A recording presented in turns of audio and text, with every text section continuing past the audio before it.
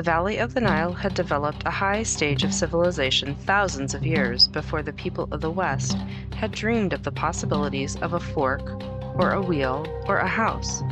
The Egyptians have taught us many things. They were excellent farmers. They knew all about irrigation. They built temples which were afterwards copied by the Greeks, and which served as the earliest models for the churches in which we worship nowadays. They had invented a calendar, which proved such a useful instrument for the purpose of measuring time that it has survived with a few changes until today. But most important of all, the Egyptians had learned how to preserve speech for the benefit of future generations. They had invented the art of writing.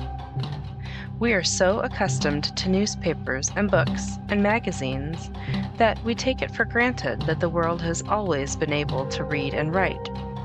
As a matter of fact, writing, the most important of all inventions, is quite new.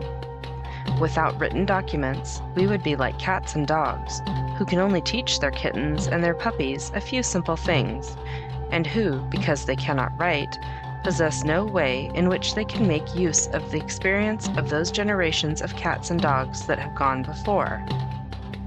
In the 1st century before our era, when the Romans came to Egypt, they found the valley full of strange little pictures which seemed to have something to do with the history of the country. But the Romans were not interested in anything foreign, and did not inquire into the origin of these queer figures which covered the walls of the temples and the walls of the palaces, and endless reams of flat sheets made out of the papyrus reed.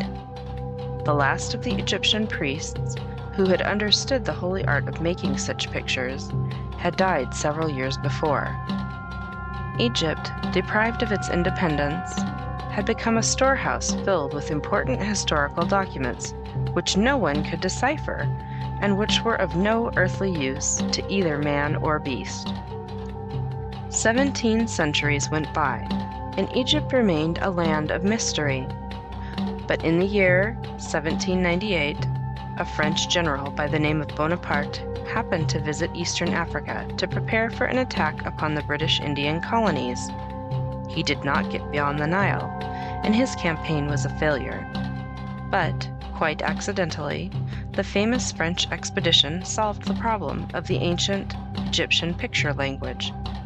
One day, a young French officer, much bored by the dreary life of his little fortress on the Rosetta River, a mouth of the Nile, decided to spend a few idle hours rummaging among the ruins of the Nile Delta.